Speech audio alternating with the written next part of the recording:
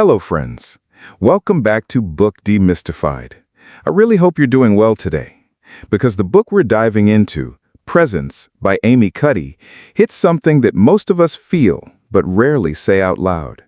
That moment when you walk into a job interview, a first date, or even just a crowded coffee shop, and you feel small, like you're taking up too much space, or maybe not enough. Like everyone else got the manual on how to be confident, and you're still figuring out how to fake it. You know that feeling when you're about to give a presentation and your shoulders curl inward without you even realizing it? Or when you're scrolling through LinkedIn, seeing everyone's success posts, and you literally shrink into your couch? Amy Cuddy discovered something that changed everything we thought we knew about confidence. It's not just mind over matter, it's body over mind. And the science behind it is honestly mind-blowing. Here's what kept me up at night after reading this book. We spend so much energy trying to think our way into feeling powerful, when the answer might be as simple as how we hold our bodies. What if confidence isn't something you're born with or without? What if it's something you can literally embody in 2 minutes? But here's the contradiction that'll mess with your head. Cuddy herself, this Harvard professor studying power poses, had to rebuild her entire sense of self after a traumatic brain injury. She went from being a confident graduate student to someone who felt like a fraud in her own life. She lost 25 IQ points. She had to relearn who she was. And in that journey of piecing herself back together, she discovered something revolutionary about how our bodies communicate with our minds. Let me tell you what hit me hard about her story. Picture this. You're 21, brilliant, on track to change the world. Then one night, you're in a car accident that throws you from the vehicle. When you wake up, doctors tell you that you might never think the same way again, that the person you were is gone. Cuddy describes feeling like she was less than who she used to be, like she was living in someone else's life, trying to convince everyone, including herself, that she belonged. This isn't just another self-help story about positive thinking. This is about a woman who had to face the most terrifying question any of us can ask. What if I'm not who I thought I was? What if I'm not capable of what I thought I could do? She spent years in this weird limbo, trying to finish her degree, feeling like she was fooling everyone around her. You know that imposter syndrome we all talk about? Cuddy was living the extreme version. She was literally recovering her cognitive abilities while trying to convince her professors she still deserved to be there. And the crazy part is, this experience of feeling powerless led her to study power itself. The breakthrough came when she started researching how physical postures affect our hormone levels. Not just how we look to others, but how we feel about ourselves. She found that when we stand in expansive postures, think Wonder Woman with her hands on her hips, chest open, taking up space, our testosterone rises and our cortisol drops in just 2 minutes. 2 minutes of standing like you own the room, and your body starts producing the chemistry of confidence. But here's where it gets really interesting for those of us drowning in American hustle culture. We're taught that confidence comes from achievements, from grinding harder, from having the perfect resume or the right clothes, or finally getting that promotion. Cuddy's research suggests something radically different. What if confidence is something you can access right now, in this moment, just by changing how you hold your body? Think about how you're sitting right now. Are your shoulders rounded? Is your chest caved in?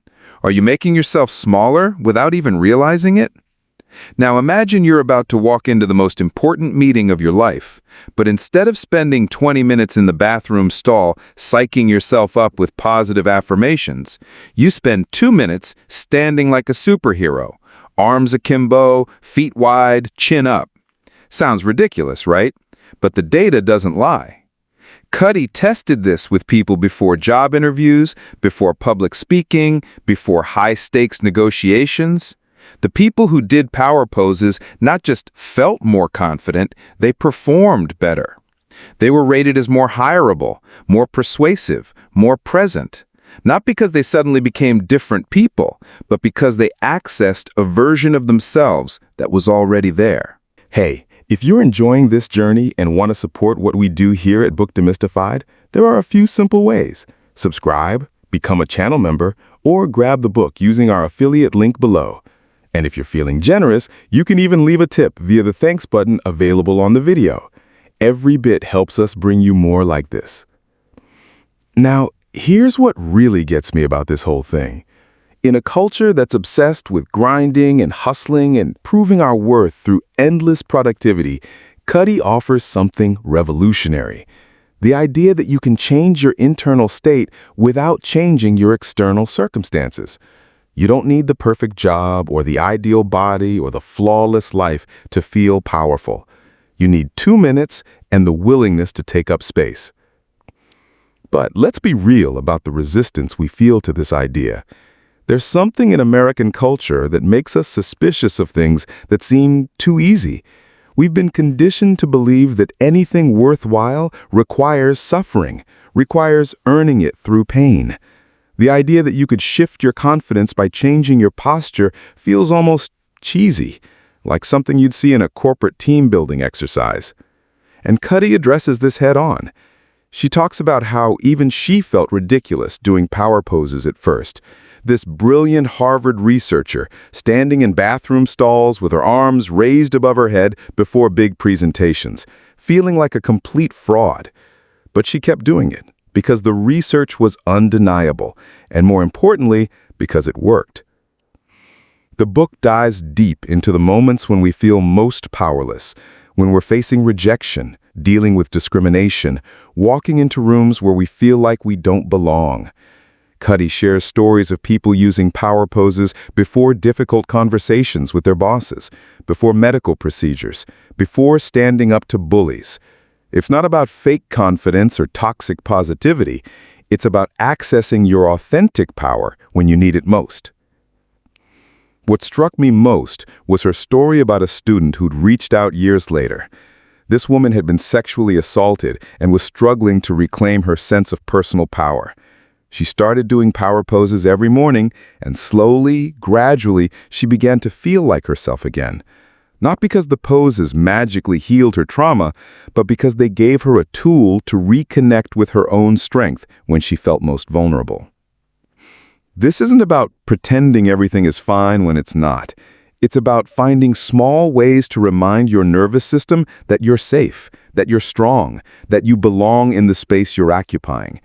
In a world that constantly tells us we're not enough, these tiny acts of physical rebellion become profound statements of self-worth.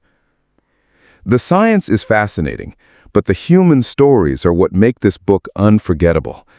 Cuddy writes about people discovering that their bodies can be allies instead of enemies in the battle against self-doubt. That the same physical form that might feel awkward or imperfect or too much can also be a source of incredible strength. As I was reading, I kept thinking about all the times I've tried to think my way out of insecurity. All the mental gymnastics, the positive self-talk, the exhausting inner monologues trying to convince myself I deserved to be wherever I was. What if it could have been as simple as straightening my spine and lifting my chin? Friends, I hope this stays with you the next time you're walking into a situation that scares you. Whether it's a job interview, a difficult conversation, or just Monday morning feeling like too much to handle. Your body is not separate from your mind. The way you carry yourself shapes how you see yourself. And sometimes the most radical act of self-love is simply taking up the space you were meant to occupy.